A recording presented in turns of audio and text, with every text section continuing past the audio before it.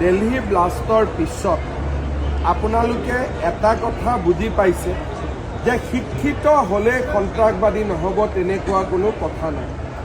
এটা ধাৰণা কৰা হৈছিল ইমান দিনে আমাৰ বিধানসভাত কোৱা হৈছিল যে এখেতসকল শিক্ষা দীক্ষাত পিছ পৰি আছে কাৰণে এখেতসকল বা এওঁলোকক বিভিন্ন কামত মানুহে ব্যৱহাৰ কৰে। কিন্তু এইবাৰ দিল্লীত যিটো আমি ঘটনা দেখা পালোঁ, অশিক্ষিত লোকে কৰা নহয়, শিক্ষিত লোকে জেহাদ কৰিছে।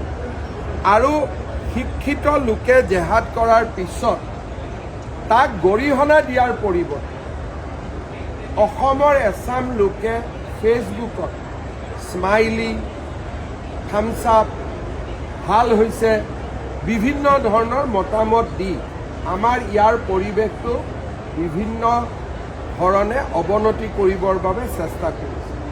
এইখিনিয়ে মানুহ যোৱাকালিলৈকে জুবিন ক্ষেত্ৰত গৈ চাউল দালি নালাগে আন্দোলন কৰি আছে, একেখিনি মানুহ। আৰু বম ব্লাষ্টৰ পিছত একেখিনি মানুহে বম ব্লাষ্টক আদৰণি জনাইছে। কামৰূপ জিলাত আমি 5 গৰাকী, তামোলপুৰত 1 গৰাকী, কাৰ্বি আলঙত 1 গৰাকী, শোণিতপুৰত 2 গৰাকী, গোলাঘাটত 2 গৰাকী, বঙাইগাঁৱত 3 গৰাকী, গোৱালপাৰাত 2 গৰাকী, বৰপেটাত 4 গৰাকী, কাছাৰত 1 গৰাকী, নলবাৰীত 3 গৰাকী, হোজাইত 2 গৰাকী, বাক্সাত 1 গৰাকী, দৰঙত 3 গৰাকী, যোৰহাটত 1 গৰাকী, সাউথ চালমাৰাত 2 গৰাকী আৰু কামৰূপ মহানগৰত 1 গৰাকী। এই মানুহখিনিক আমি আইডেণ্টিফাই কৰিছোঁ।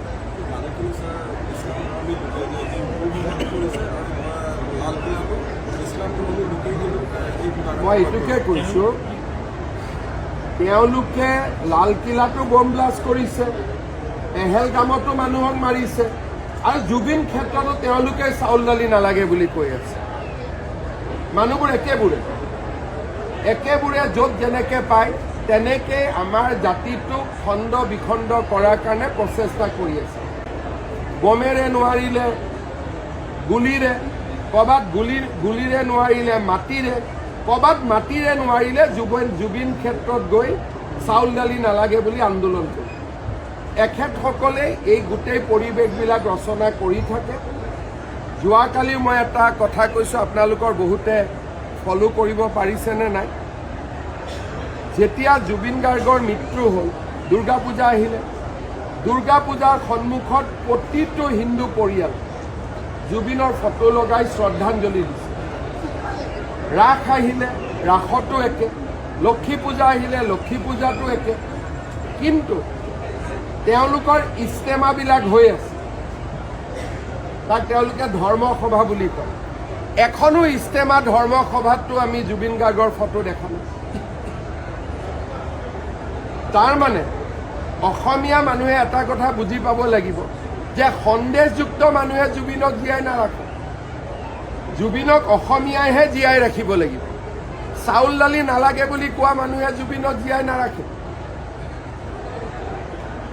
আৰু এই যিসকলে ছ'চিয়েল মিডিয়াত বম ব্লাষ্টক আদৰণি জনাইছে, তেওঁলোকক চৰকাৰে গ্ৰেপ্তাৰ কৰিব, তেওঁলোকৰ লিংকবিলাক চাব।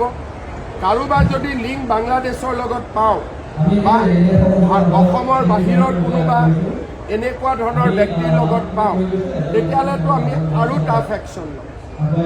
এতিয়া বহুতে ভয়তে ডিলিট কৰি আছে, কিন্তু ডিলিট কৰিলেও স্ক্ৰীনশ্বটবিলাক আমাৰ লগত আছে। আৰু আমি এইটো ক্ষেত্ৰত যথেষ্ট কঠোৰ ব্যৱস্থা আমি হাতত ল'ম। অসমত আমি বহুত ডিফিকাল্ট ছিটুৱেশ্যনত আছোঁ। আমাৰ মাজত সোমাই যাব পাৰে আৰু যিকোনো কাম কৰিব পাৰে, কাৰণ ইয়াতে তেওঁলোকৰ পাৰ্চেণ্টেজ বহুত বেছি। গতিকে অসম বহু দিনলৈ সাৱধান হৈ থাকিব লাগিব, আৰু আমাৰ ইয়াত যেতিয়া হ'ব তেতিয়া ডাঙৰকৈয়ে হ'ব।